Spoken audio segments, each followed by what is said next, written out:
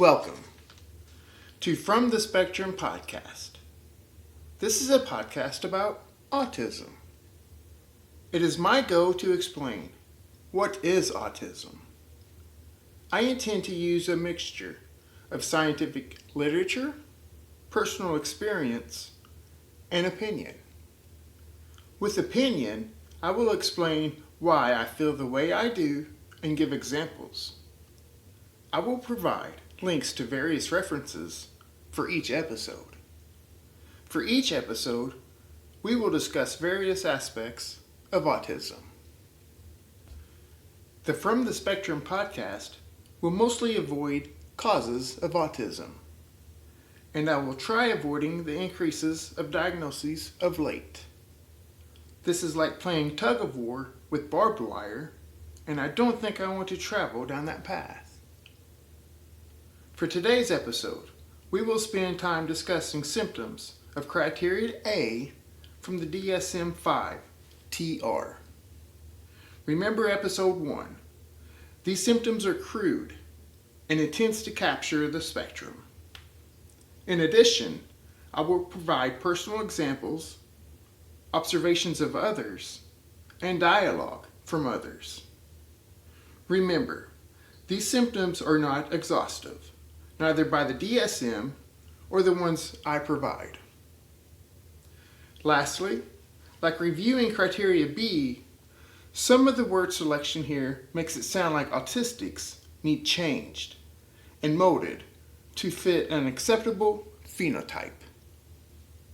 And to that I want to say, at times, parsing this out is challenging because we are all unique and have a capacity for superpowers.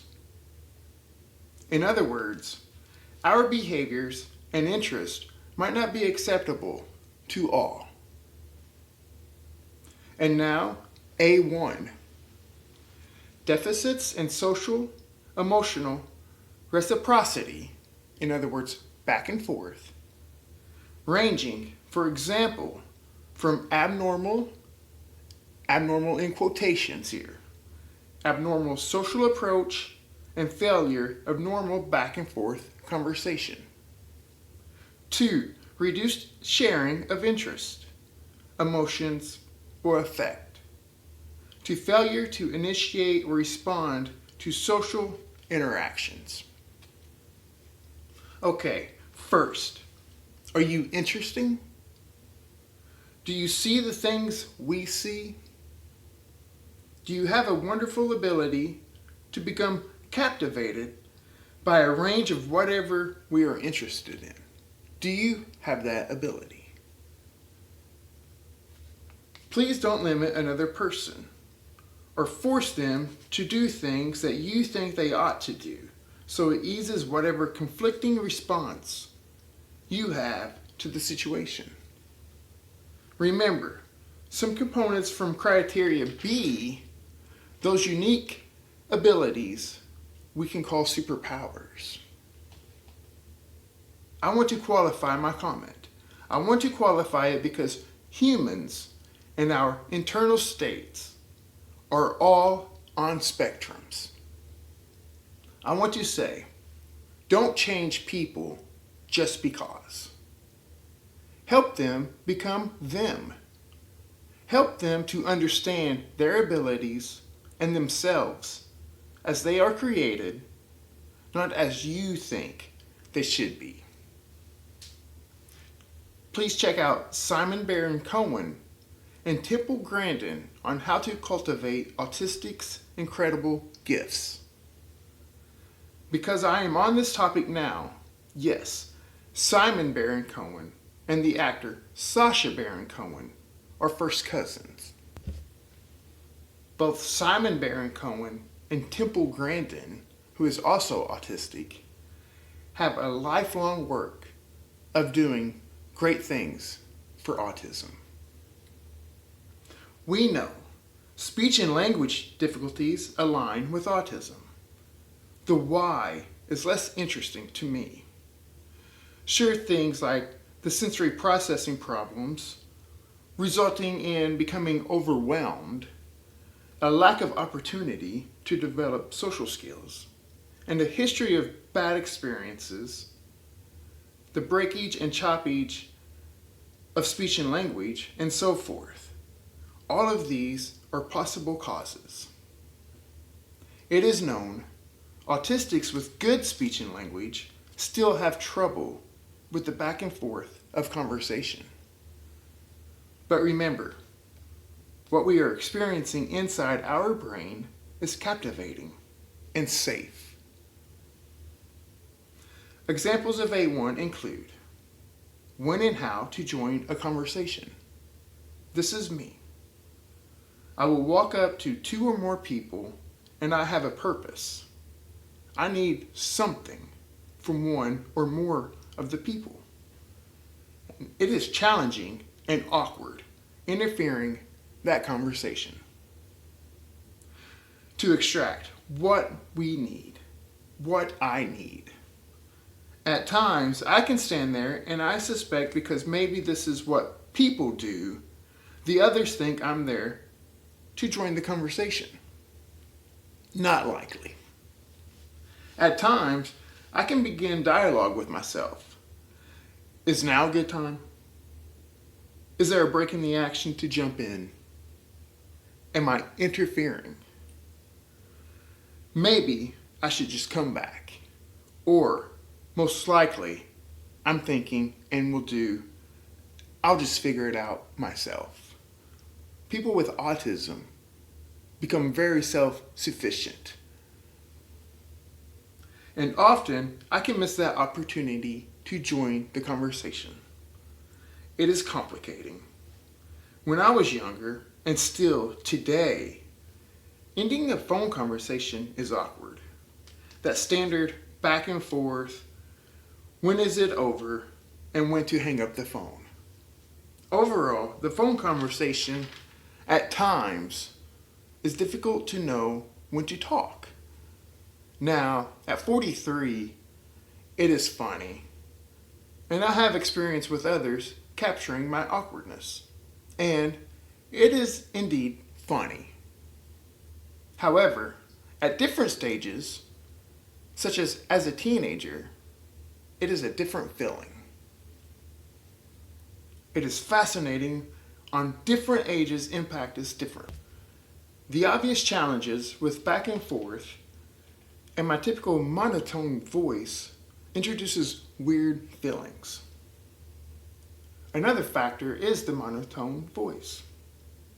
To me, I am loud. As a child and adult, I have experience with appraisals calling me monotone. Most of my life, people thought I said Brian when saying my name. The lack of enunciation and the monotone was a bad combination. I can say that experience did not help me in my social desires, or lack of. As an adult, it has gotten much easier for me. A known complication with socialness and autism is how unpredictable social context and the world is. Already, we have built-in protection whereby the brain is a prediction machine. See Carl Diceroth and Lisa Feldman Barrett on this work. And the most crucial job of the brain is keeping us safe. That is a bad combination to the autistic brain. The world around us is already fast-paced, but the unpredictableness of it is it. Now, just imagine multiple people in the conversation, especially when the normal interaction is occurring. There is little about that seems fun. Keeping with the sensory processing theme, when multiple people are talking or multiple conversations are occurring around us, even at normal volumes, sounds begin to blend. Eventually, the sounds become similar to a late 60s Beatles track when they started to experiment with blends of noises and strange objects and instruments while flexing the pen and the speakers, the volume left or right, and the noises going up and down. It's very strange sound blends. That is a lot going on. And this becomes exhausting. We need breaks. We need social isolation. And why not? They never fail. So now I negotiate with myself. The unpredictableness and overwhelming sensory inputs, or that calm and exciting safety net of what is extremely interesting going on in my brain at that time.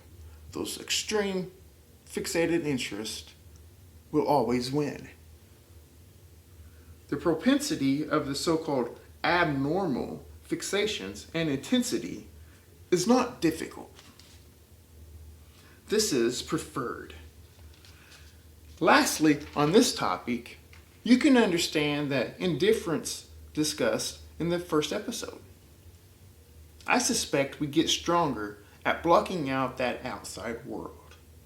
When you think of the indifference to pain and temperature or adverse reaction to certain touch or sounds, well, likely that just interfered with what we are doing inside, and that extreme attention to our inner world, that dialogue, and extreme interoceptive capabilities. With A1, remember echolalia. It is hard to keep pace with the social back and forth, especially when we get hitched on a word or phrase and understanding what it means. Now, imagine multiple people around or in the conversation. That situation or our inner dialogue. It is not complicated to understand our whys. I have noticed at times when speaking, I put my hands out as if pushing on a wall. I just simply have my palms out, facing away from me and facing the world. This is me trying to slow down the outside world. It is a barrier so I can remain in thought and dialogue with hopes. Only hopes my speech and language will not fail. Now, with speaking, when I am speaking thoughts, I have a propensity to the blockage and broken speech. It is difficult to merge everything into the same pace. The sensory processing comes at high rates of speed. Diceroth says it's a firehose of information. When reading out loud, this is the hardest. Reading to myself is already difficult. I transform everything into visual pictures and movies if the context is interesting enough. So I am processing the visual system. Things like the retina, the lateral geniculate, the occipital lobe, likely some hippocampal activation for the memory, and then recruiting my Broca and Wernicke for the speech and language. Merging that speech and language with the visual processing of words, the context of the story, and the memory, I still have to execute the spoken words. That's a lot to think about. More social exhaustion. More needed rest away from the social world. It's not uncommon I get hitched on a word, I know. But at that time, the word looks too close to other words. That's a conundrum. The English language is pretentious and lazy. For example, if you have a moment, or if you want to do it after the episode, go to your search bar and type in bi-weekly and look at the definition to bi-weekly. Another note about social communication and interaction. I have no idea how much you know about a topic and how much I should provide. In addition, I have no idea if you are even interested. Now, A2, deficits in nonverbal communicative behaviors used for social interaction, ranging, for example, from poorly integrated verbal and nonverbal communication to abnormal in eye contact and body language, or deficits in understanding and use of gestures. 2, a lack of facial expressions and nonverbal communication.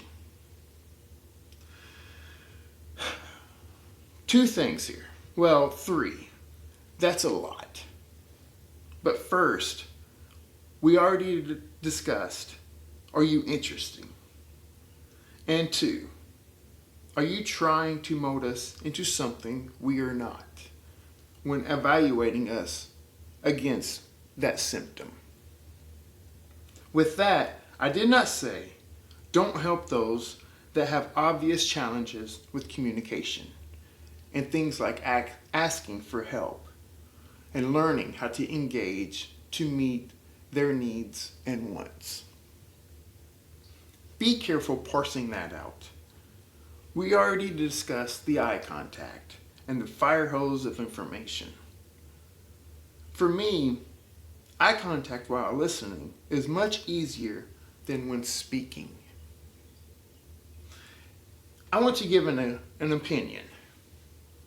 ABA therapy is delicate, whereby it is one human teaching another human. I think of Liv Witkowski and the more knowledgeable other. But be careful. The ABA therapist is human. All humans are subjective to their own here and now factors, and those can complicate the behaviorism and the development. I recently heard, while speaking about ABA, that the goal ought to be to help the person thrive in their environment, not to treat. You don't treat the autism. You just help the person thrive in the environment. And I like that. Now, with the verbal and nonverbal, the overarching phenomenon is sustaining the appropriate, in quotations, behaviors for durations. It requires vast mental effort, a complete exhaustion of our metabolic energy. Hopefully, as we are reviewing symptoms, you can understand how the anxiety is tracking alongside here. With A2, and really all of criteria A, that loss of opportunity to build those social skills. A significant source of our social skills comes from interacting, participating, and observing.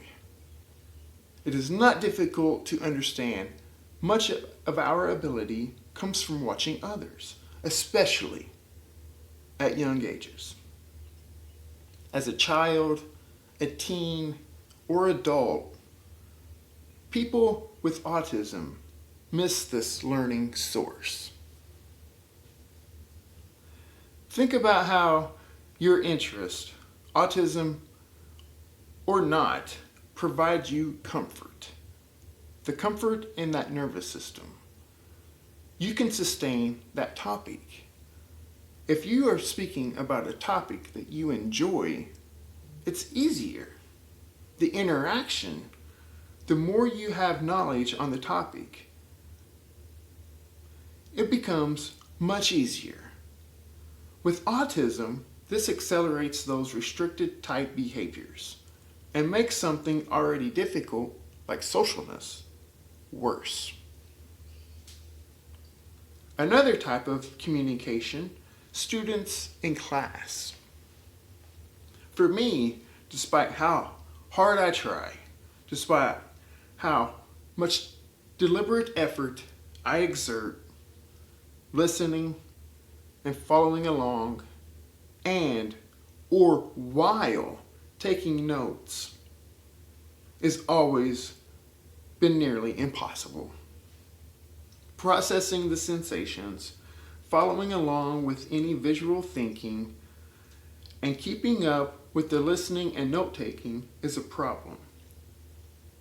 Also, the challenges with spelling adds to the trouble. I suspect, as part of the speech and language problem, spelling is hard. And for me, spelling is hard. I simply cannot keep up while listening in a classroom and trying to take notes. However, my listening skills and visualization of the things that I am processing, remember that accelerated learning explained in the previous episode. This is superior for me. This is a superpower.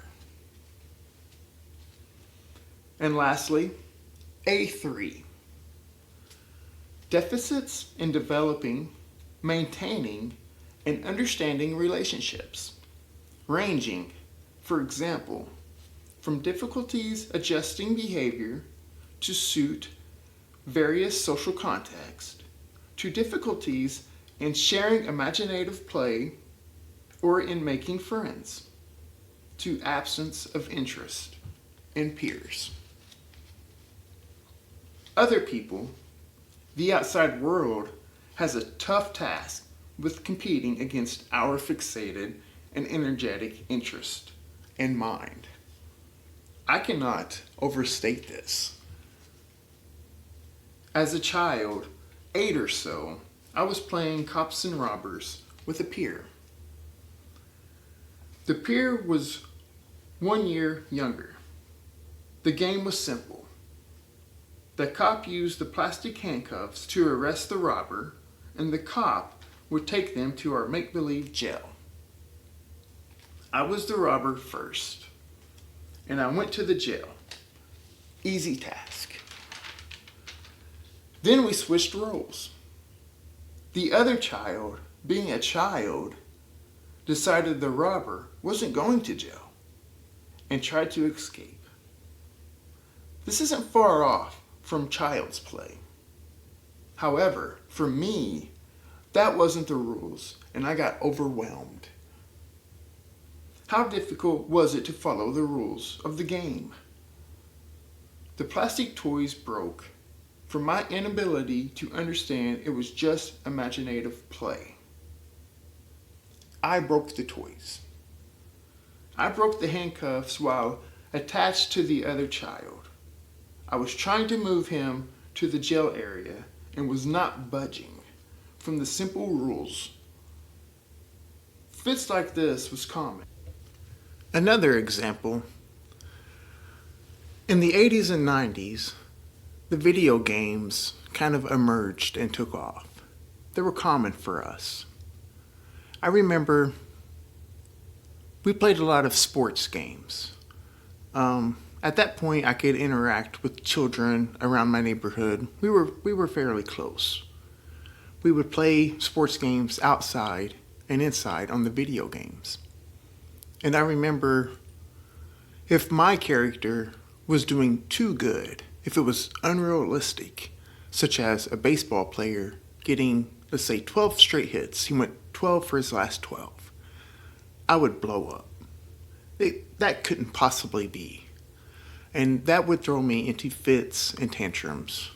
And I had troubles with maintaining the video games and being able to interact on things like that. Now, if you think about children at 8, 9, 10, 11, 12 even, and they have a character that they're controlling. And this character is doing unbelievably well. I think most children would capture that and enjoy that and try to maintain that, keep that up.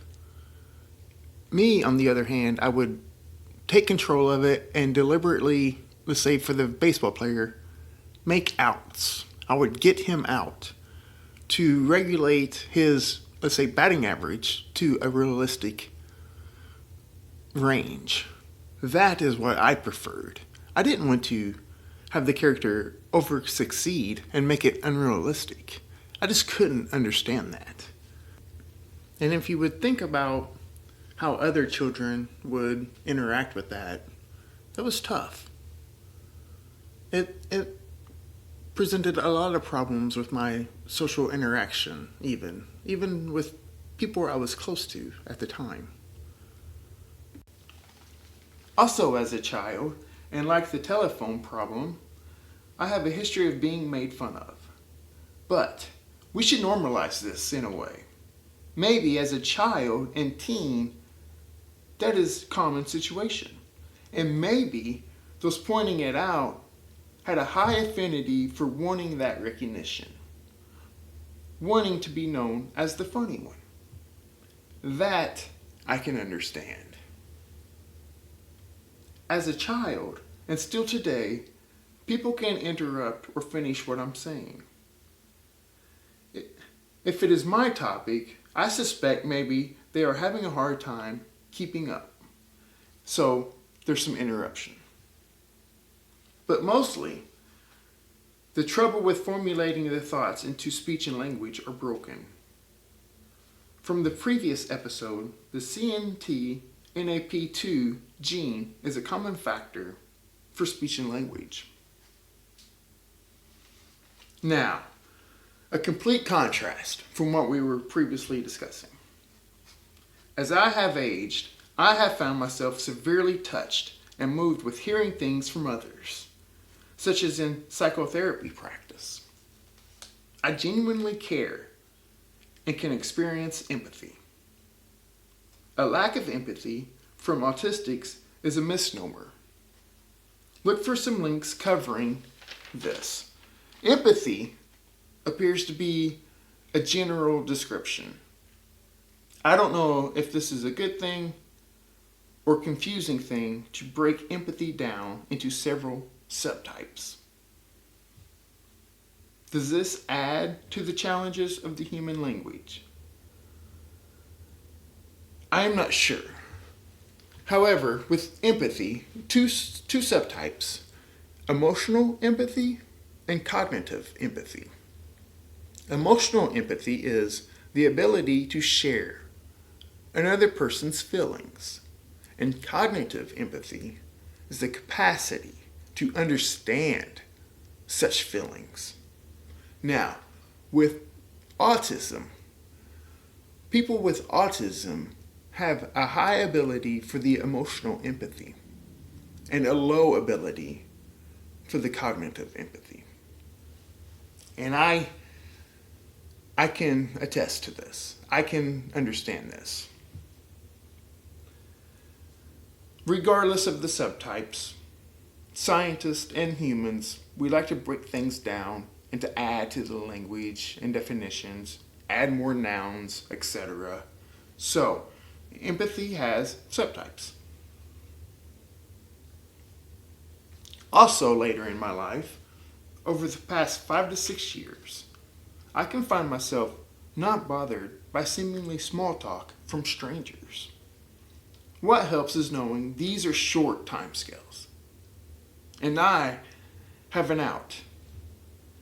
Knowing that this is going to come to a complete stop and I will be able to move on is crucial. To normalize this, I can't say I have a consistent, deep relationship or friends. Emotional or romantic relationships are extremely challenging and non-existing. I think those brief bouts of interaction, I do get supplements that void in my life. Those little acute conversations act as supplements for those voids. And before we end today, I want to review other symptoms. Often it appears we are not paying attention. Not true. Our inner world is just safe. We can still listen. Eyes are vision, ears are auditory. We are often passive in the passive assertive spectrum. If assessed, this will likely be caught. This manifests from we don't persuade, manipulate, or care much about your decisions. They're your decisions. Often, at least a couple of times a week, and I've done this for decades, I wonder just how many hundreds of decisions we make per day. It's wild. We give a perception of being rude or aggressive. Remember those items we covered about opportunity and being direct? We have no gray areas. We see the objectives. Let's just get to it while communicating. Also, marketing ourselves and talking about ourselves is awkward. I never understood why a job interview would ask me why I'm a good candidate. This is the worst possible question. Pull the answers of the candidates to know why this is a bad question. We are often awkward in those interviews too. We don't do interviews well. Before we end, I have a correction. Last episode, I said Leo Kanner published in Pathology. It is actually published in Nervous Child.